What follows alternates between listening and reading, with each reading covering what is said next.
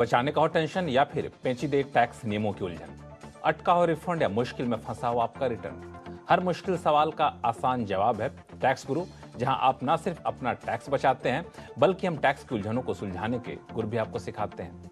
नमस्कार, मैं हूं लक्ष्मण रॉय और आज आपके सवालों का जवाब देने के लिए हमारे साथ हैं जानी मानी टैक्स एक्सपर्ट गौरी चड्ढा। गौरी, आपका स्वागत है इस शो में। और जिन लोगों ने रिटर्न फाइल कर दिया है या फिर जिन लोगों ने नहीं फाइल किया, उन सब के लिए इस शो में गौरी कुछ खास आपको बताने वाली है।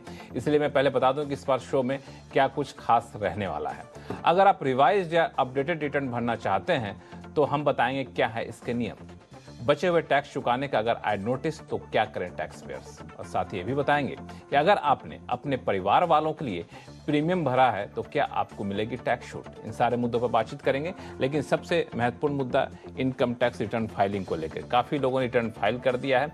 अब रिटर्न फाइल करने के बाद जो मुद्दा आता है वो होता है क्या हम इसको रिवाइज कर सकते हैं, क्या हम कोई अपडेटेड रिटर्न फाइल कर सकते हैं। तो ऐसा आप कर सकते हैं, लेकिन इससे कई सारे कायदे कानून हैं जिसका आपको ख्याल रखना चाहिए। तो बगैर देरी के मैं गौरी के पास जाऊँगा। गौरी, ये अपडेटेड रिटर्न रिवाइज रिटर्न होता है, अंतर क्या होता है दोनों में? देखिए, जो रिवाइज रिटर्न है वो रिटर्न है कि आपने एक बार अपनी रिटर्न फाइल कर दी, उसमें आपसे कोई गलती हो गई।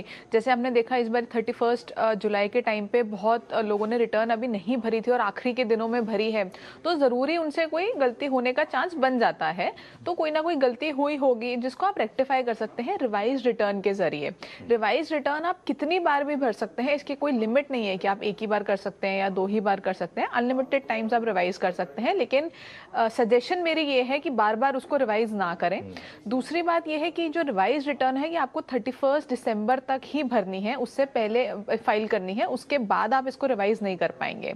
और अगर आप अपनी जो इनकम है वो बहुत कम कर देते हैं रिवाइज रिटर्न में, या कोई डिडक्शन एक्स्ट्रा क्लेम कर लेते हैं, तो तैयार रहिए, हो सकता है इनकम टैक्स डिपार्टमेंट कोई इंक्वायरी भी करे आपसे कि आपने जब रिवाइज करी अपनी रिटर्न तो आपकी इनकम बहुत कम हो गई, आपका रिफंड बहुत बढ़ गया, इतना कैसे हो गया। बिल्कुल, तो इसमें आपको तैयार रहना चाहिए। जरूरी नहीं है कि कोई नोटिस आएगा, ये लेकिन सारी आ बातें सकता है। रिवाइज रिटर्न के लिए। अपडेटेड रिटर्न किसको कहते हैं? तो अपडेटेड रिटर्न एक नया कॉन्सेप्ट है। अपडेटेड रिटर्न में आप 2 साल तक अपनी रिटर्न को अपडेट कर सकते हैं, जो रिवाइज रिटर्न से अलग इसलिए है क्योंकि पहले तो अपडेटेड रिटर्न में आप अपनी इनकम कम कर ही नहीं सकते, अपना लॉस बढ़ा नहीं सकते, कोई एक्स्ट्रा डिडक्शन क्लेम कर नहीं सकते।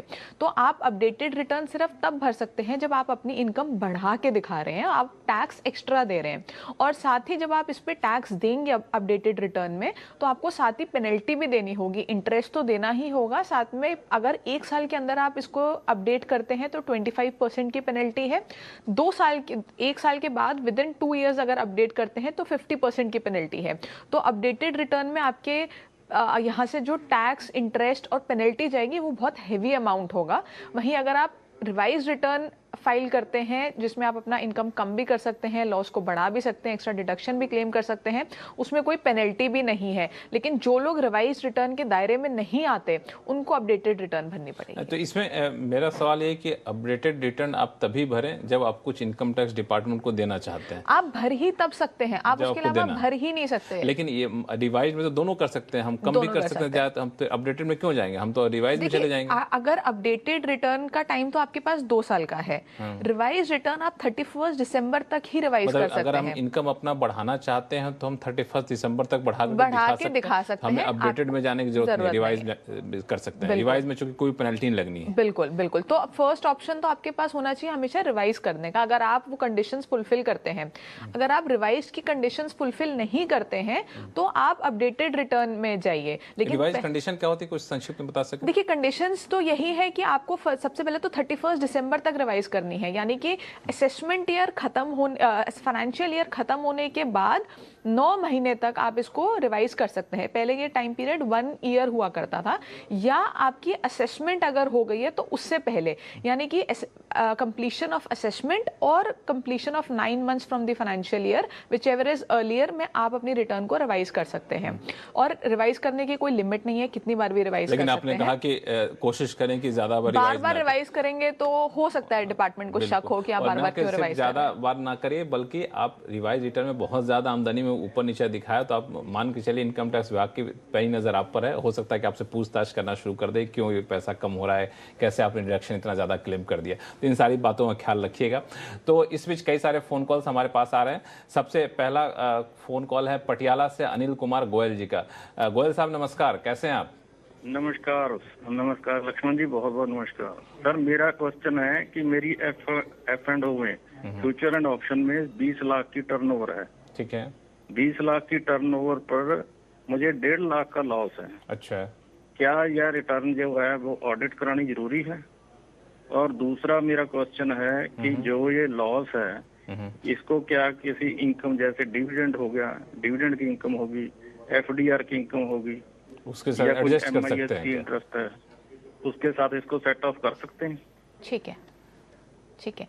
तो देखिए, पहले आपका पहला सवाल देखते हैं। तो आपने पूछा कि आपका F&O में लॉस हो रहा है, टर्नओवर 20 लाख है, 1.5 लाख का लॉस है। तो उन्होंने ये सवाल इसलिए पूछा क्योंकि ज्यादातर लोग 44 AD में दिखा देते हैं अपना F&O का जो प्रॉफिट है या लॉस है। लॉस तो दिखा नहीं सकते 44 AD में। तो इसका जवाब यही है कि अगर आप 44 AD में अपनी रिटर्न भर रहे हैं तो आपको मिनिमम 6 या 8% दिखाना है। 6% ही लेके चलते हैं F&O के, क्योंकि सब कुछ ऑनलाइन होता है। तो 6% आपको मिनिमम प्रॉफिट दिखाना है। या तो आप F&O को 44 AD में ले जाइए, 6% का प्रॉफिट दिखा दीजिए, जो आप शायद नहीं चाहेंगे क्योंकि आपका एक्चुअल में तो लॉस हो रहा है। तो अगर आप लॉस दिखाते हैं तो आपको प्रॉपर P&L बैलेंस शीट बनाना पड़ेगा और आपको ऑडिट कराने की कोई ज़रूरत नहीं है। ऑडिट आपको तब कराना है जब आप 44 AD में रिटर्न भर रहे हैं और 6% से कम दिखा रहे हैं। नॉर्मल भर रहे हैं तो ऑडिट कराने की ज़रूरत नहीं है। दूसरा आपका सवाल है कि आप ये F&O के लॉस को सेट ऑफ कर सकते हैं क्या? तो आप इसको सेट ऑफ कर सकते हैं अपने इंटरेस्ट इनकम से। FD का इंटरेस्ट आ रहा है और जो भी आपने चीज़ें गिनाई उन सब से आप एडजस्ट कर सकते हैं।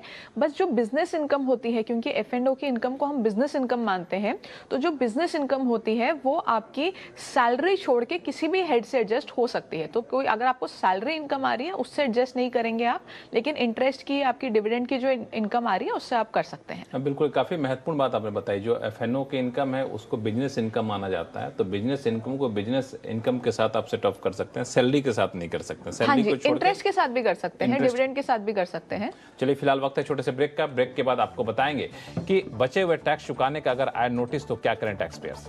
लौटते हैं छोटे से ब्रेक के बाद।